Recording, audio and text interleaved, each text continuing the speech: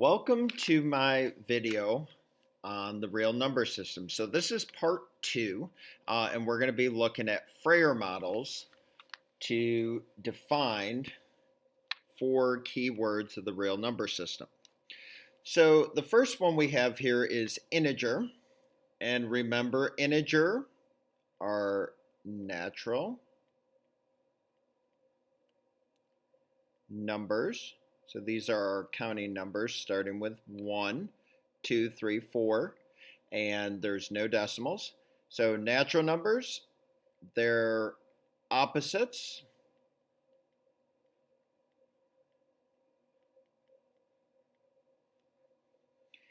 And it includes 0.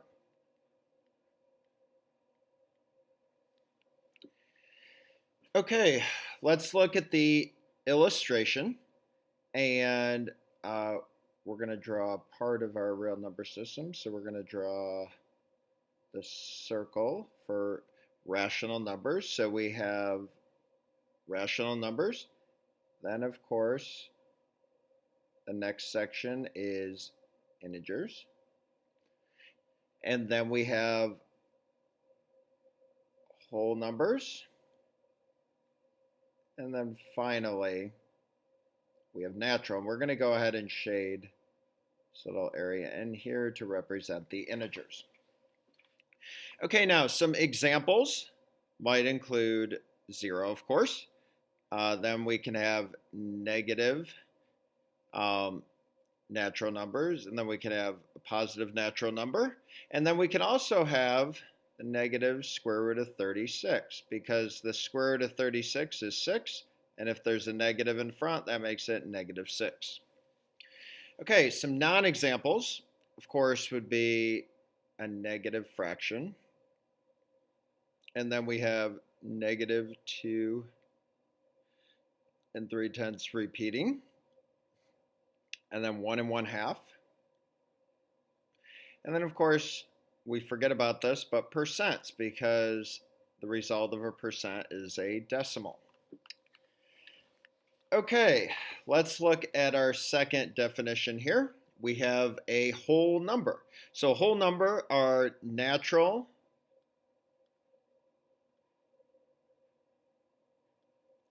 numbers and 0. So it includes all our counting numbers plus 0. So our illustration, once again, we can use the same illustration as we just had in the previous example. So we're going to have rational, and then we're going to have integer, and then we're going to have whole number, and then finally natural. And we're going to want to shade in this whole section to represent whole numbers. Now some examples will include 0. And then of course 9 squared means 9 times 9, so that's 81. So sometimes we have to do some math to see what it actually is. And then finally this one, 12 divided by 3, that can be simplified to 4 whole. And there it is. 4 is a whole number. Now, some non-examples, of course, would be negative 81, which is an integer, as well as negative 4. We can include 75% again because that's a decimal. And then 1/10 is a fraction. Okay, let's look at irrational numbers. So we're going to look at the definition first. And remember, an irrational number is infinite, meaning goes on and on forever. Infinite, non-terminating, which means it never stops, and non-repeating decimals. So they don't repeat and they don't stop. So our illustration, now this time we can draw, we're not going to label it this time, we have rational. Then we have integer, whole, and then we have natural. But remember, our irrational are over here by itself. So let's put an I for irrational, and let's go ahead and shade in this section. Okay, so these are non-terminating. So here's an example of a non-terminating decimal. And you see the dot, dot, dot, meaning it goes on and on forever.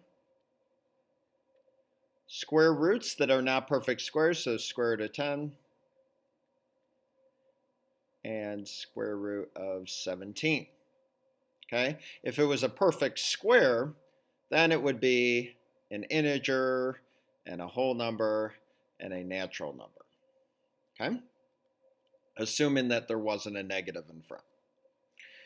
Okay, and some non-examples, of course, would be 0, -8, 6 and 1/10 repeating, because remember that's rational if it repeats or if it can be written as a fraction. And then, of course, 3 whole. Okay, our final definition here is a natural number. These are our counting numbers.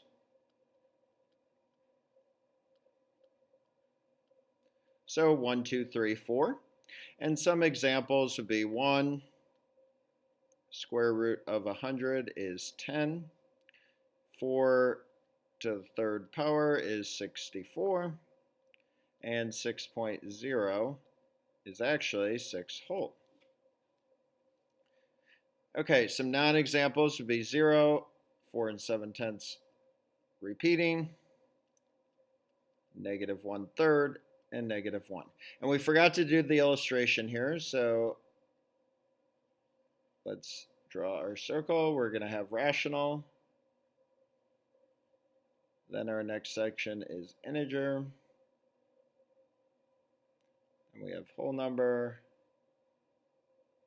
And then finally natural. So I'm going to go ahead and draw an arrow this time because I can't really shade that very well. And we're going to draw an arrow to the natural. And that is it. So that concludes our notes on the real number system and Frayer models. I hope you have a great day.